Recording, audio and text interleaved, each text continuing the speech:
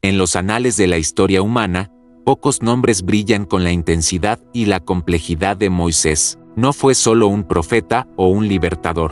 Fue el arquitecto de una nación, el portador de la ley divina y el hombre que habló con Dios cara a cara. Sin embargo, detrás de la figura imponente que dividió un mar, había un hombre profundamente humano, un líder que, de manera sorprendente y reacia, dudó de sí mismo. Su historia es un faro para todos nosotros que, en algún momento, nos sentimos inadecuados ante un llamado grandioso. Nacido en un tiempo de opresión brutal, la vida de Moisés comenzó bajo la sombra de un decreto de muerte. El faraón, temiendo el crecimiento del pueblo hebreo, ordenó el infanticidio de todos los niños varones recién nacidos. Su madre, Jocabed, movida por un amor desesperado y una fe inquebrantable, desafió la ley del imperio, escondió a su hijo durante 3 meses y, cuando ya no pudo ocultarlo, tejió una cesta de papiro, la impermeabilizó y colocó al bebé en las aguas del Nilo, un acto de entrega y fe que cambiaría el curso de la historia.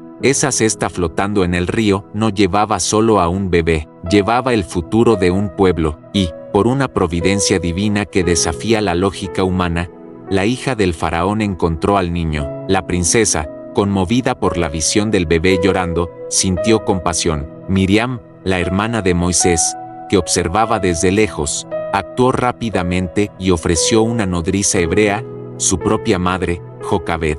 Así, Moisés fue criado en un palacio egipcio, educado en la sabiduría de los egipcios, disfrutando de los privilegios de la realeza, pero amamantado y nutrido por su propia madre hebrea, quien, sin duda, plantó las semillas de su verdadera identidad. Esta fase de la vida de Moisés es fascinante. Creció inmerso en 2 culturas antagónicas, la riqueza y el poder de Egipto, y la fe y el sufrimiento de su pueblo esclavizado. Era un príncipe egipcio por crianza, pero un hebreo de corazón y linaje. Esa dualidad debió haber creado un conflicto interno profundo. ¿Quién era realmente? ¿A quién pertenecía su lealtad? El tiempo pasó, y Moisés se convirtió en un hombre adulto, fuerte y poderoso en palabras y obras, como Esteban nos relata en Hechos. Pero su conciencia de su verdadera origen hebreo nunca lo abandonó. Un día, vio a un egipcio golpeando a un hebreo. La escena debió haber encendido una chispa de indignación en su corazón, una revuelta contra la injusticia que sufría su pueblo. En un impulso, movido por la ira y quizás por un sentido precoz de justicia, mató al egipcio y lo escondió en la arena. Ese acto fue un parteaguas. No era el momento de Dios para la liberación, y la acción de Moisés fue impetuosa, movida por su propia fuerza y no por la dirección divina. Al día siguiente, intentó intervenir en una pelea entre 2 hebreos, pero uno de ellos lo confrontó, cuestionando su autoridad. ¿Quién te puso por príncipe y juez sobre nosotros? ¿Piensas matarme? ¿Cómo mataste al egipcio? El secreto de Moisés ya no era secreto. El crimen se difundió, y la noticia llegó a los oídos del faraón. La vida de príncipe egipcio de Moisés había terminado. De héroe en su propia concepción, se convirtió en un fugitivo, un hombre buscado. Fue en ese momento de fracaso, de exposición y de miedo que Moisés huyó al desierto de Madián. 40 años de su vida, la primera parte, los pasó en la corte del faraón, aprendiendo a ser alguien, a tener poder. Pero los siguientes 40 años los pasaría en el desierto, en la soledad, aprendiendo a ser nadie, a depender únicamente de Dios. Esa transición del palacio a la aridez del desierto fue un golpe profundo en su identidad y autoconfianza. Él, que había sido educado para liderar imperios, ahora pastoreaba ovejas, una vida simple y, para él, probablemente humillante. En el desierto, Moisés se casó con Séfora, hija de Jetro, un sacerdote de Madián, y tuvo hijos. La vida se estableció en una rutina monótona y aislada. El tiempo curó algunas heridas, pero la experiencia del palacio, de la fuga y del fracaso inicial debieron haber dejado marcas profundas en su alma. El hombre que antes actuaba por impulso y fuerza propia, ahora era un pastor humilde, probablemente pensando que su tiempo de grandeza y propósito había pasado. Era el líder en potencia que dudó de sí mismo, que vio sus primeros intentos desmoronarse y que se resignó a una existencia tranquila y olvidada. Pero el desierto, Muchas veces, es el escenario donde Dios encuentra a aquellos que quiere usar de manera extraordinaria. Lejos de las distracciones de Egipto, lejos de sus propias ambiciones y de su autosuficiencia, Moisés estaba siendo preparado. 40 años es un tiempo largo para la vida de un hombre, un tiempo de reflexión, de espera, de despojamiento. Es en ese ambiente de aparente insignificancia donde Dios, en su perfecta sabiduría, se revela. Y la revelación llegó de una manera espectacular. Moisés pastoreaba las ovejas de Jetro y las llevó al lado occidental del desierto, llegando al monte Horeb, el monte de Dios. Allí, vio algo que desafiaba la lógica y la naturaleza, una zarza ardiendo en llamas, pero que no se consumía. La curiosidad de Moisés se despertó, se desvió para ver esa visión extraordinaria, y fue en ese momento que Dios lo llamó desde el medio de la zarza, Moisés. Moisés, el llamado directo y personal de Dios, resonando en el silencio del desierto. La zarza ardiente era más que un espectáculo, era un símbolo de la presencia de Dios, de su santidad y del fuego de su propósito. La voz de Dios continuó: no te acerques aquí, quítate el calzado de tus pies, porque el lugar en el que estás es tierra santa. La santidad del encuentro exigía reverencia. Moisés cubrió su rostro, porque tuvo miedo de mirar a Dios. Esa reacción de temor y reverencia muestra la profunda conciencia de la gloria divina que lo confrontaba. Ya no era el Moisés arrogante de la corte egipcia, ni el justiciero impetuoso. Era un hombre humilde, quebrantado, consciente de su propia pequeñez ante la majestad de Dios. Dios, entonces, reveló su propósito. Ciertamente he visto la aflicción de mi pueblo que está en Egipto, y he oído su clamor por causa de sus opresores, porque he conocido sus dolores. Por tanto, he descendido para librarlos de la mano de los egipcios, y para hacerlos subir de aquella tierra a una tierra buena y espaciosa, a una tierra que emana leche y miel. La compasión de Dios por el sufrimiento de su pueblo era palpable. La liberación no era solo un deseo humano, era un plan divino. Y luego vino la parte que confrontaría directamente las dudas e inseguridades de Moisés. Ven ahora, pues, y te enviaré al faraón, para que saques a mi pueblo, los hijos de Israel, de Egipto. Esa fue la orden divina, y la respuesta de Moisés. Inmediatamente, surgió la duda. La respuesta de Moisés al llamado de Dios no fue un sí inmediato y confiado. Por el contrario, fue una pregunta cargada de inseguridad.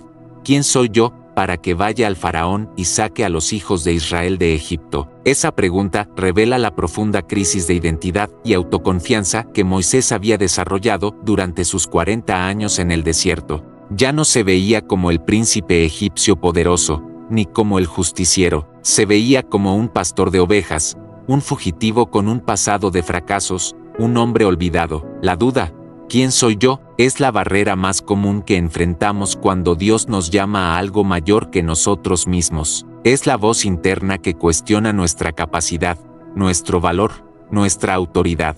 Pero la respuesta de Dios no se centró en quién era Moisés o quién no era. La respuesta de Dios fue sobre quién es Él. Ciertamente estaré contigo, y esto te será por señal de que yo te he enviado.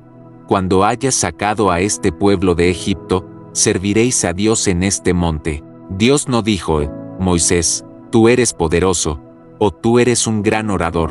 Dijo: estaré contigo. La presencia de Dios es la única cualificación necesaria para cualquier llamado divino. No se trata de nuestra fuerza, sino del poder de Él que obra a través de nosotros. Es un recordatorio fundamental de que, cuando nos sentimos débiles, es exactamente ahí donde el poder de Dios puede manifestarse de manera más gloriosa. A pesar de la promesa divina, las dudas de Moisés persistieron. Levantó otra objeción, quizás pensando en las complejidades prácticas de convencer no solo al faraón, sino también a su propio pueblo. He aquí que cuando vaya a los hijos de Israel, y les diga: el Dios de vuestros padres me ha enviado a vosotros, y me pregunten: ¿cuál es su nombre? ¿Qué les diré? Moisés estaba preocupado por la credibilidad.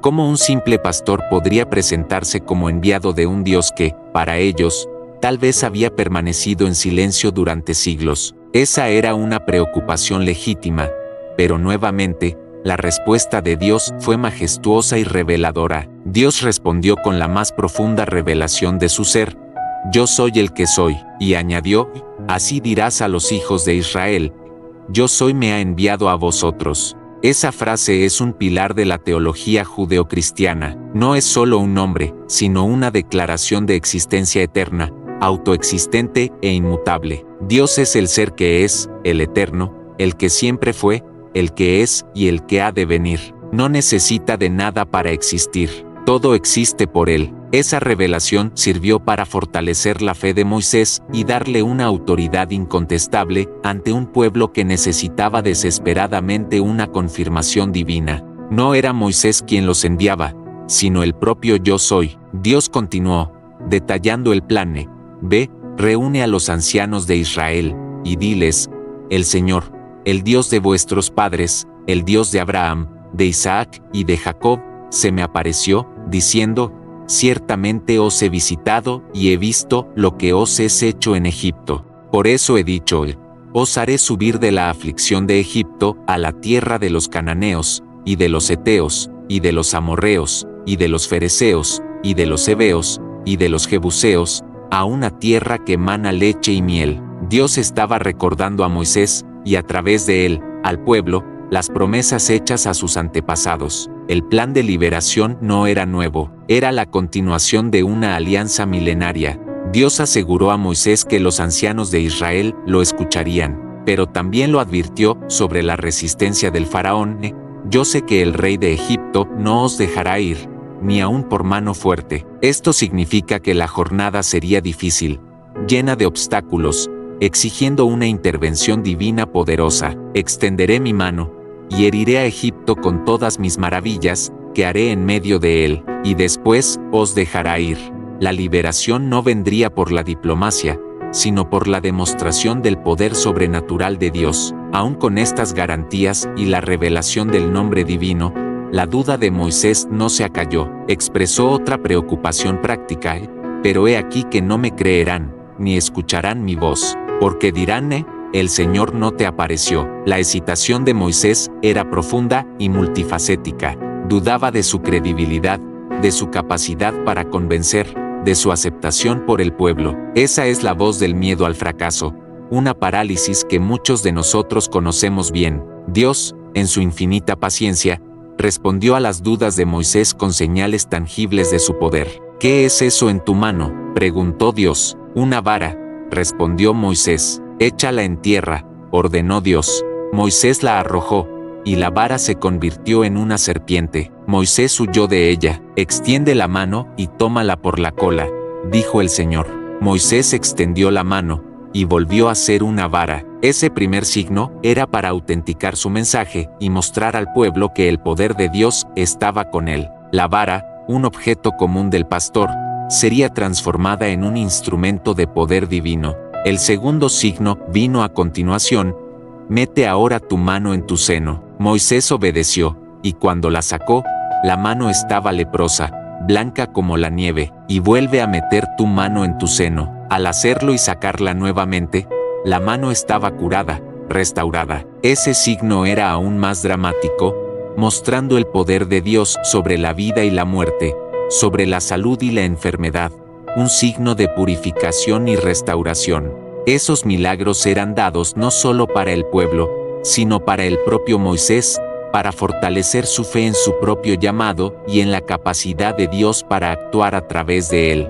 Dios prometió que, si el pueblo no creía en los dos primeros signos, habría un tercero: el agua del Nilo se transformaría en sangre. Con esos signos, Dios estaba equipando a Moisés con pruebas irrefutables de su autoridad y presencia. Sin embargo, incluso con los signos, la autoconfianza de Moisés permaneció tambaleante. Levantó su cuarta y quizás la más persistente objeción: Señor, no soy hombre elocuente, ni de ayer ni de anteayer, ni aun desde que hablas a tu siervo, porque soy torpe de boca y torpe de lengua. Moisés estaba confesando una dificultad para hablar, tal vez un tartamudeo, una dicción deficiente o simplemente una falta de fluidez y carisma verbal. Sentía que su capacidad de comunicación era un impedimento insuperable para la misión de hablar ante el faraón y liderar a un pueblo. Esa objeción es la más relatable para muchos de nosotros, la sensación de que nuestras debilidades personales nos descalifican para lo que estamos llamados a hacer.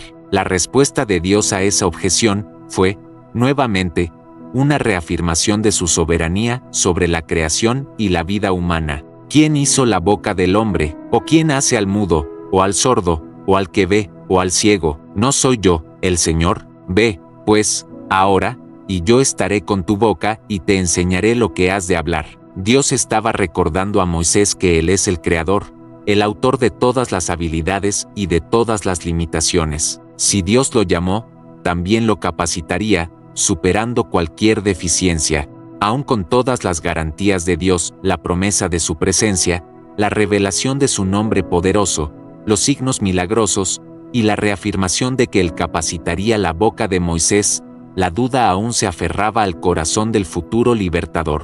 La resistencia de Moisés no era por desobediencia pura, sino por una profunda, tal vez paralizante, inseguridad en su propia capacidad de cumplir con el llamado divino. Esa hesitación es, en muchos aspectos, lo que lo hace tan humano y tan identificable para nosotros. ¿Quién de nosotros, al enfrentarse a una tarea que parece más grande que la vida, no cuestiona su propia aptitud?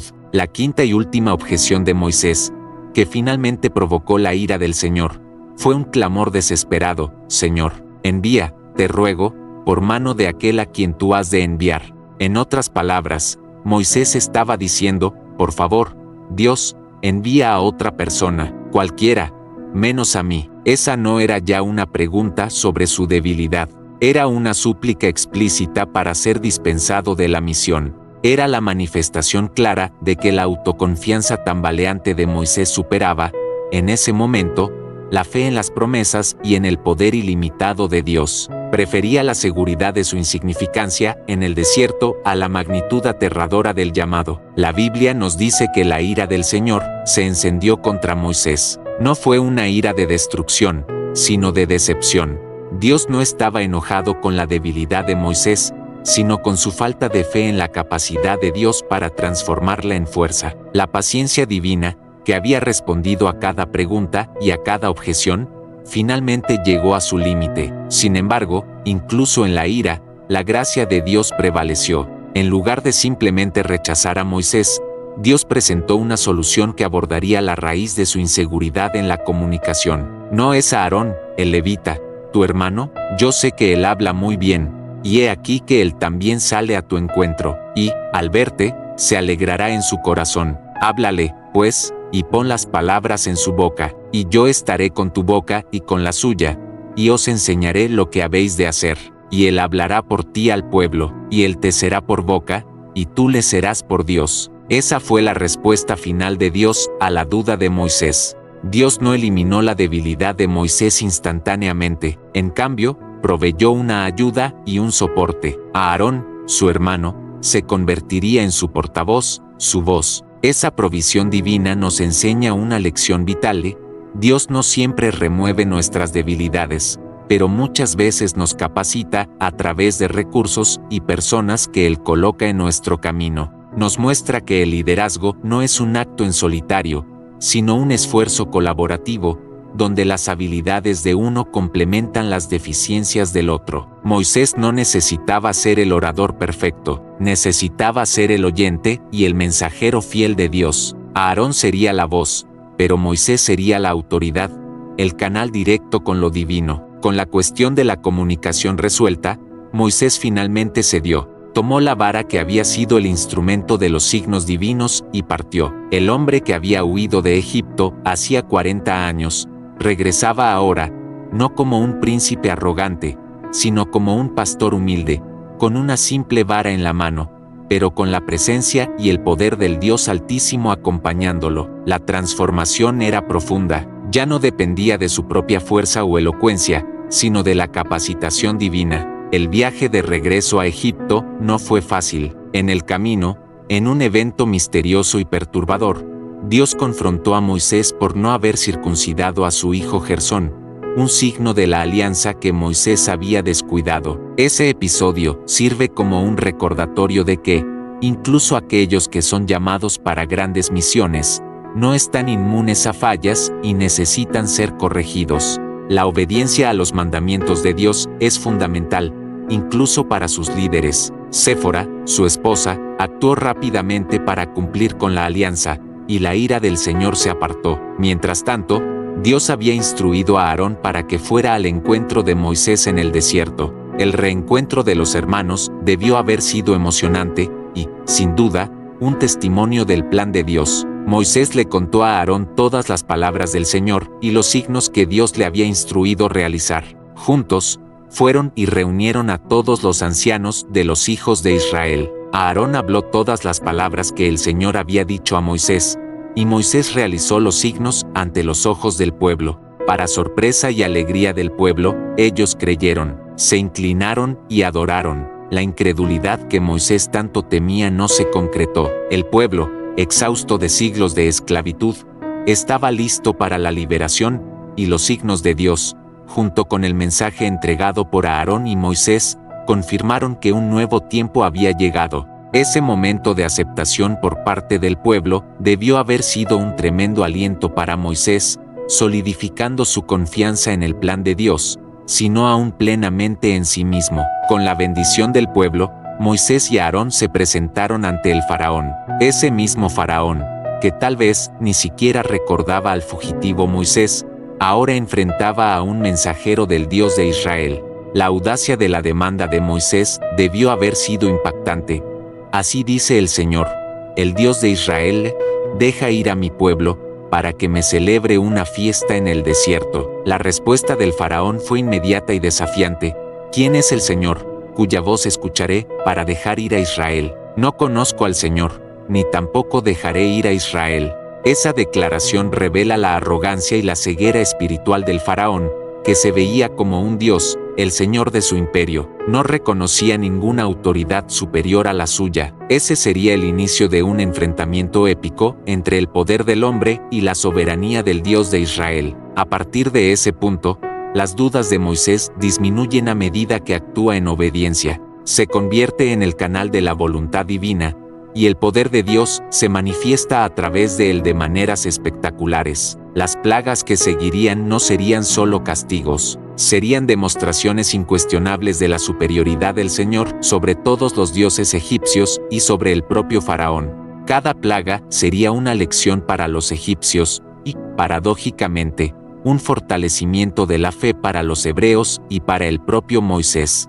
La primera plaga transformó las aguas del Nilo en sangre. El Nilo era la propia vida de Egipto, venerado como un dios, Hapi, y fuente de toda la prosperidad. Al transformarlo en sangre, Dios golpeó el corazón de la economía y la religión egipcia, mostrando que tenía poder sobre la vida y la muerte, sobre su adoración. Moisés, sin hesitación, levantó su vara sobre las aguas, presenciando el milagro. La duda inicial en su capacidad para operar signos dio lugar a una obediencia convicta. Las plagas se sucedieron con una intensidad creciente, ranas que invadieron casas y palacios, demostrando el poder de Dios sobre Heqet, la diosa rana de la fertilidad. Piojos sobre hombres y animales, humillando a Geb, el dios de la tierra. Moscas que infestaron la tierra, revelando la incapacidad de Hapi o Ra para proteger al pueblo. Cada plaga era un golpe directo en la creencia egipcia, en sus dioses protectores y en la soberanía del faraón. Y a través de todo esto, Moisés, el torpe de boca y torpe de lengua, era el mensajero inquebrantable del juicio divino. Su voz, antes vacilante, ahora proclamaba las palabras de Dios con autoridad incontestable. La quinta plaga trajo la peste sobre los rebaños egipcios, perdonando los de Israel, una demostración clara de la distinción que Dios hacía entre su pueblo y Egipto. La sexta plaga, úlceras y tumores, afectó a los magos egipcios, que no pudieron siquiera permanecer ante Moisés, exponiendo la nulidad de sus magias y su impotencia ante el poder de Dios sobre la salud y la enfermedad. Esa fue una humillación pública para aquellos que se oponían al Señor. Luego vino la séptima plaga, lluvia de piedras y fuego. El cielo, que los egipcios asociaban con Nut, la diosa del cielo, y con el dios del aire, Su, desató una devastación sin precedentes. Moisés, levantando sus manos al cielo, trajo el poder de la naturaleza bajo el mando de Dios. Esa plaga fue un golpe aplastante en la agricultura egipcia y una prueba irrefutable de que el Señor controlaba los elementos. En cada una de estas plagas, el faraón endurecía su corazón, prometiendo liberar a Israel y luego retractándose. Su obstinación solo servía para glorificar el nombre del Señor y para hacer más evidente su supremacía. Y Moisés, que al principio se veía como incapaz de convencer al faraón, ahora enfrentaba su terquedad con un coraje que no venía de él, sino de Dios. No fallaba en proclamar la siguiente plaga, no dudaba en levantar la vara, ni titubeaba ante la palabra del Señor. Aquel que dudó de sí mismo se había convertido en un instrumento intrépido en las manos del Todopoderoso. La octava plaga, langostas, devoró lo que quedaba de la vegetación, y la novena, tinieblas espesas, sumió a Egipto en una oscuridad palpable durante 3 días, humillando a Ra, el dios sol egipcio, y mostrando que la propia luz estaba bajo el dominio del Señor. Para los israelitas, había luz en sus moradas, una separación clara del juicio que caía sobre Egipto. Esa distinción fue vital para la fe del pueblo y para la confirmación de la misión de Moisés. El clímax de la liberación vino con la 10ª y más devastadora plaga, la muerte de todo primogénito en Egipto, desde el hijo del faraón hasta el primogénito de los animales, excepto en las casas de los israelitas que tuvieran la sangre del cordero pascual rociada en los umbrales de sus puertas. Esa plaga final fue el golpe mortal, que quebró la resistencia del faraón. La Pascua, instituida como memorial eterno, marcó la liberación de Israel por medio del sacrificio y de la fe. La noche de la Pascua fue un momento de terror y triunfo. Mientras el clamor de la muerte resonaba por todo Egipto, los israelitas, con sus familias, se preparaban para partir, alimentados por la promesa de Dios. El faraón,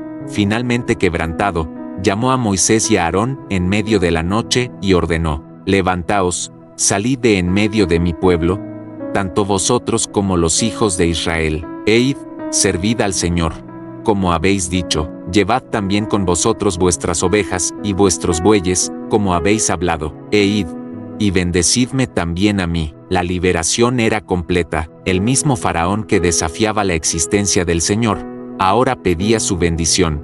La salida de Egipto fue un éxodo masivo. Millones de israelitas, un pueblo esclavo durante 4 siglos, marchaban hacia la libertad, guiados por Moisés, y, para guiarlos, Dios proveyó señales visibles de su presencia, una columna de nube durante el día para protegerlos del calor del desierto y una columna de fuego durante la noche para iluminar su camino y calentarlos. El liderazgo de Moisés ya no era una cuestión de elocuencia o autoconfianza, sino de pura dependencia de Dios. No estaba liderando al pueblo, estaba siguiendo a Dios, y el pueblo lo seguía porque veía a Dios en su liderazgo.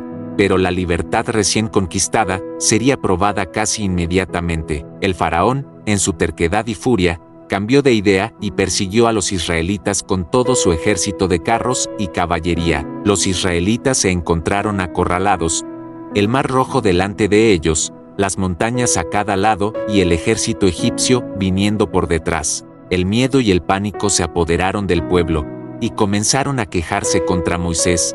¿No había sepulcros en Egipto, para sacarnos de allí, para que muramos en este desierto? ¿Por qué nos hiciste salir de Egipto? La mentalidad de esclavos, acostumbrados a la opresión, prefería el sufrimiento conocido a la incertidumbre de la libertad.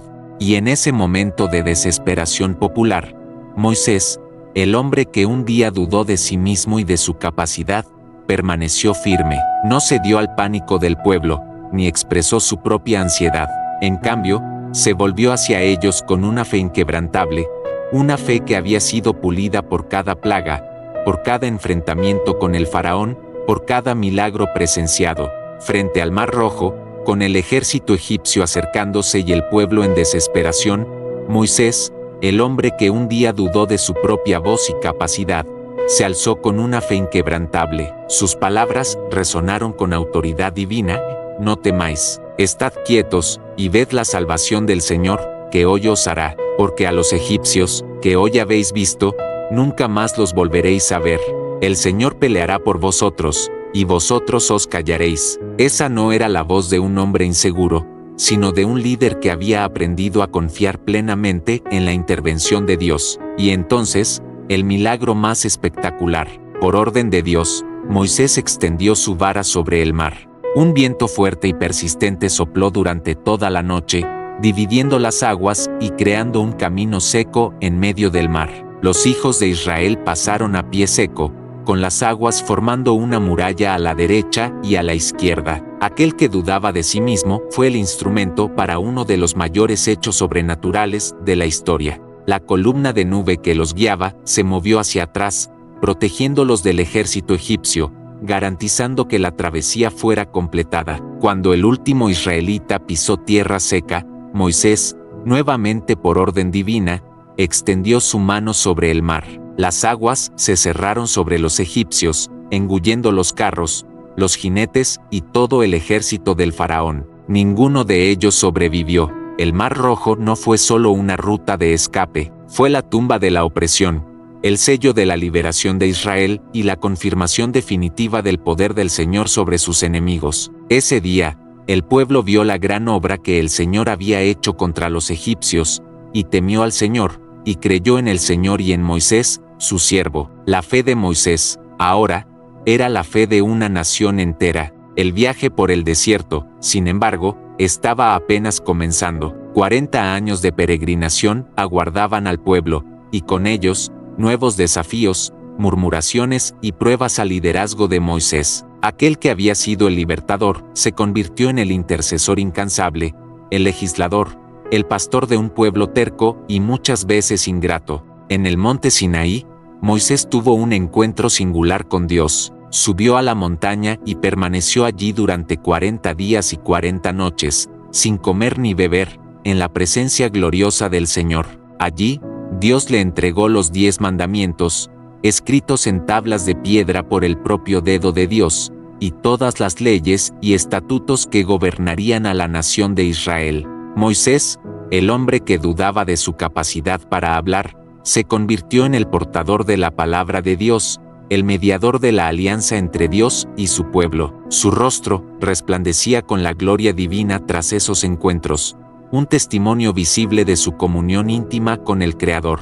A pesar de su fe y obediencia en momentos cruciales, las dudas y las fallas de Moisés no desaparecieron completamente. En un episodio notable, cuando el pueblo se quejó por la falta de agua en Meribá, Dios instruyó a Moisés a hablar a la roca para que de ella brotara agua. Sin embargo, Moisés, frustrado con la constante murmuración del pueblo y tal vez con un resquicio de su antigua impetuosidad, golpeó la roca 2 veces con su vara. Aunque el agua brotó, la desobediencia de Moisés en no seguir la instrucción exacta de Dios, que era hablar a la roca, no golpearla, tuvo una consecuencia severa. Dios le dijo: «Por cuanto no me creísteis, para santificarme ante los ojos de los hijos de Israel, por eso no llevaréis a esta congregación a la tierra que les he dado». Esa fue una lección dolorosa, pero crucial. Incluso el mayor de los líderes, el hombre que hablaba con Dios cara a cara, no estaba por encima de la obediencia.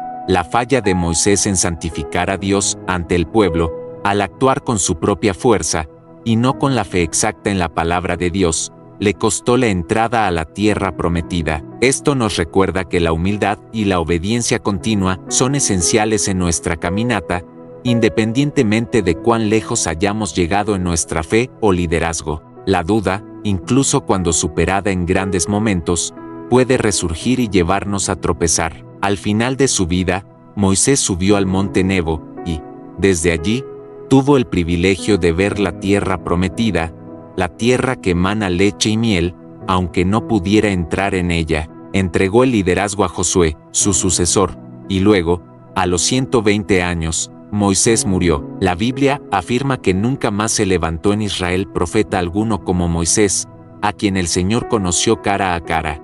La historia de Moisés es un testimonio poderoso de que Dios no escoge a los capacitados, sino que capacita a los escogidos. No buscó un orador elocuente ni un líder autoconfidente. Escogió a un hombre que dudaba de sí mismo, un fugitivo con un pasado de fracasos, un pastor humilde, y a través de ese hombre, realizó milagros que cambiaron el curso de la historia. Lecciones para nuestra vida. 1. Tus dudas no te descalifican. Así como Moisés, muchos de nosotros cargamos inseguridades sobre nuestra capacidad, nuestra voz, nuestro pasado. La historia de Moisés nos asegura que Dios no se interesa por nuestra autoconfianza, sino por nuestra disponibilidad. Puede usar tus debilidades para manifestar su fuerza. 2. La presencia de Dios es la única cualificación. Cuando Dios llama, promete su presencia, ciertamente estaré contigo. No se trata de quién eres, sino de quién es Él en ti. Esa es la verdadera fuente de poder para cualquier desafío. 3. Dios proveerá los recursos. Moisés necesitaba una voz, y Dios le dio a Aarón. Necesitaba signos, y Dios le dio la vara y los milagros. Cuando Dios nos llama, también nos equipa, sea a través de habilidades que Él nos da, sea a través de personas que Él coloca en nuestro camino. 4. La obediencia es fundamental, incluso frente a grandes milagros. La desobediencia de Moisés en Meribá tuvo consecuencias. Esto nos recuerda la importancia de una obediencia continua y exacta a la palabra de Dios, incluso cuando estamos cansados o frustrados. 5. El propósito de Dios prevalece. A pesar de todas las objeciones, miedos y fallas de Moisés, el propósito de Dios para liberar a Israel se cumplió. La historia de Moisés es un recordatorio de que los planes de Dios son mayores que nuestras limitaciones y que Él es fiel para cumplir lo que promete. Moisés, el líder que dudó de sí mismo, se convirtió en el mayor profeta de Israel, el hombre que liberó a una nación y que habló con Dios cara a cara. Su vida es un convite para que mires tus propias inseguridades y las entregues a Dios. No permitas que tus dudas paralicen el llamado que Dios tiene para ti. Él no necesita perfección, sino un corazón dispuesto a confiar y obedecer. Si la historia de Moisés te inspiró a superar tus dudas y a confiar más en el poder de Dios en tu vida, te hago un convite. Deja en los comentarios: como Moisés, elijo confiar en Dios, a pesar de mis dudas. Comparte cómo esta historia te impactó. Dale un like a este video para que más personas sean alcanzadas por este mensaje de fe y superación. Comparte este video con alguien que sepas que está dudando de sí mismo o enfrentando un gran desafío. Y lo más importante, suscríbete al canal y activa la campanita para recibir más reflexiones bíblicas profundas e inspiradoras como esta cada semana. Únete a nuestra comunidad de fe y continúa creciendo en tu jornada espiritual con nosotros.